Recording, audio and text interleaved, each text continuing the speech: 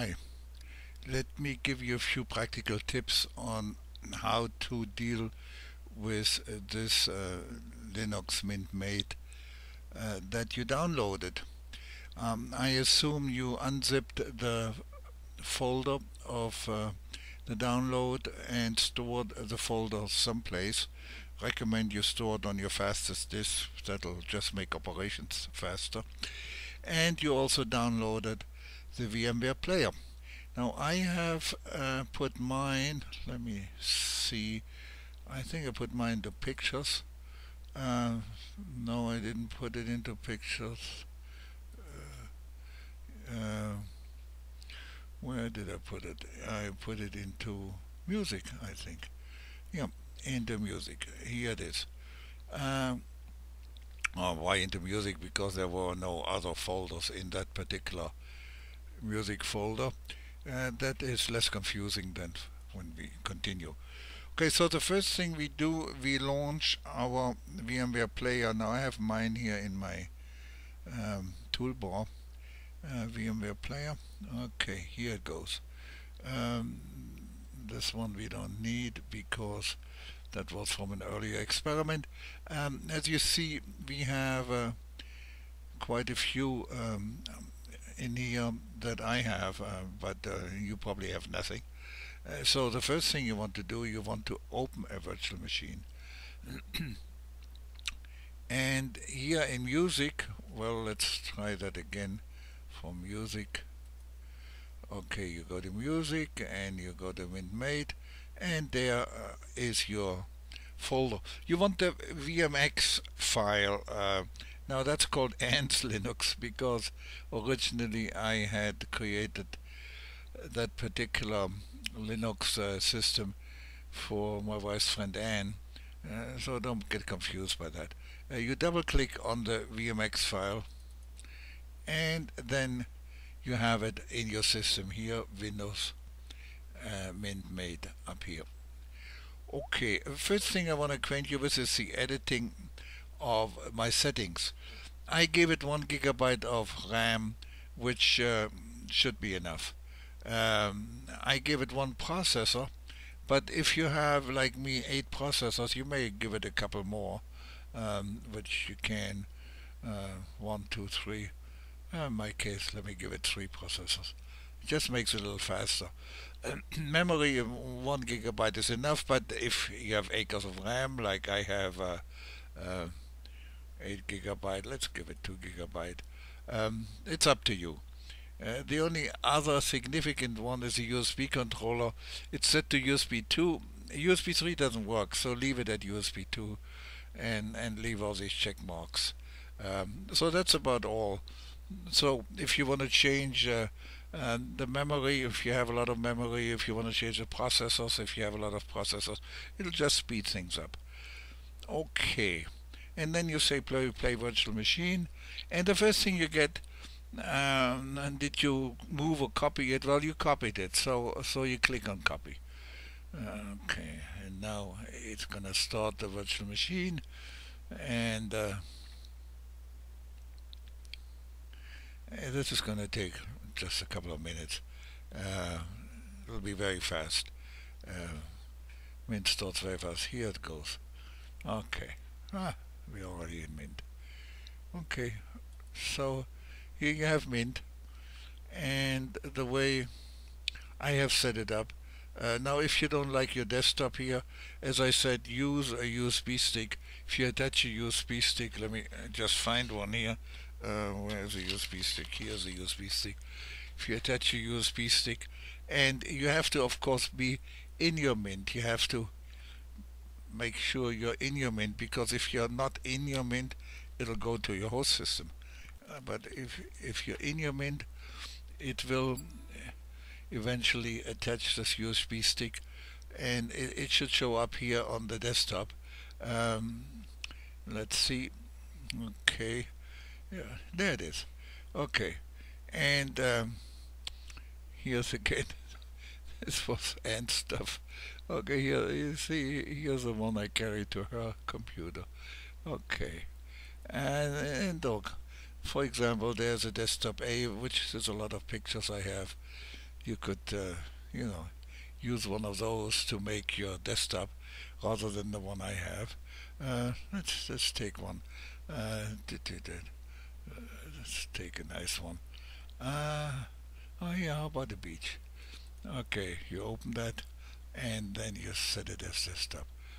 And now we have a beach, hopefully. It's desktop, and we go out of here. And we have the beach. Isn't that beautiful? Okay, now one other thing is if you want the tools allow you to copy paste URLs or text from your host machine to your Linux machine. Then you have to go up here to VMware Player and you have to go to Manage and install the tools. Now here I would have to reinstall them because I have them already, but you would have to install them.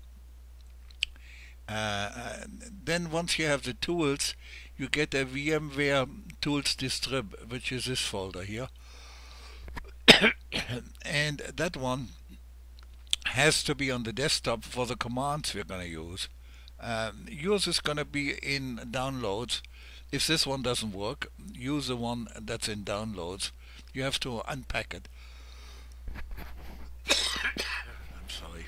Okay, and the VMware Tools commands are here.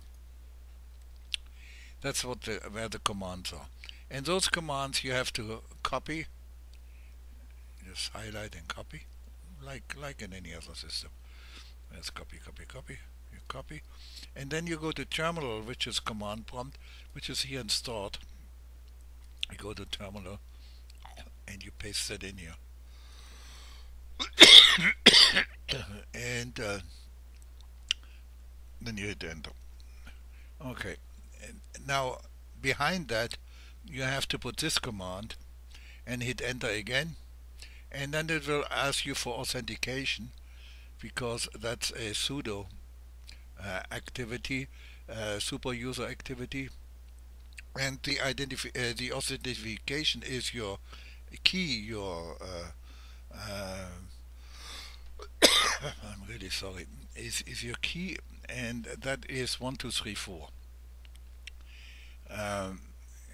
and that's all. Then it will do its thing, and you'll see there's going to be a lot of things then. Okay, anyhow, so this is your system. Very rich start menu with all kinds of facilities, which I don't want to go through. Here, for example, are the office facilities. Internet, you have 3 browsers, um, accessories, etc., etc. System tools, administrative things. You can explore those. There's a nice software manager here if you want additional programs. And here again, 1234, 1234, which is your authentication, and then it will find um, here the software manager, where you can find all kinds of packages for the internet, sound, the graphics, office.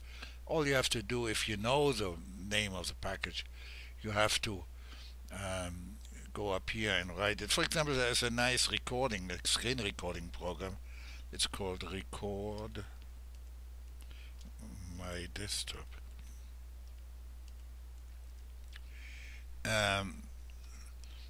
And this screen recording program, you just double click and then you say install, and it'll install it, and that was it. Now it's installed. If you ever want to remove it, you put in record my desktop and you say remove. Simple as that. Very convenient.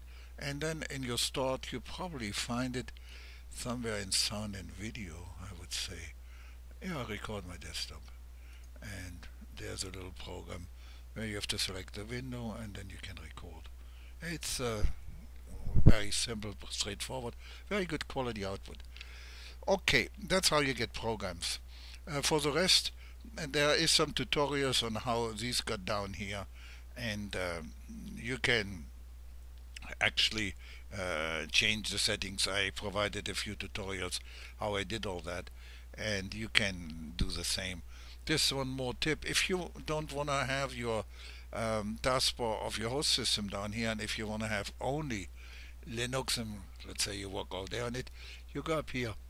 Up here there is this icon, and you click on it, and this disappears if you hit this here, this icon, which isn't actually an icon. I don't know what it is. Right now, normally it would not hide the command bar, but if you click on it, it'll hide the command bar. And then if you want your host system taskbar back, you go back here and you click on it again, and then you are in your both what I call dual mode. You can access your host system. Uh, for example, I don't know. Uh, for example, here you can access the WordPad from your host system and whatever you have in your taskbar. Okay, or you can access your start menu, your Windows 7, in my case, Windows 7 start menu. Okay, when you're all done, you quit, and this is again, you have to go to start, and you say quit, which is down here. All the other things I'm not going to explain here. You can look at my other tutorials, and they'll explain it more or less. Um, Quit, and this is a funny one. It actually would quit after 1 minute all by itself, but you just say shut down. Or if you want to restart, restart, shut down, and it'll shut down, and it should shut down in no time. Okay, there it is. It's gone. Okay, that is just a quick rundown. That's all I wanted to tell you. So let me stop my recorder here, if I can manage that.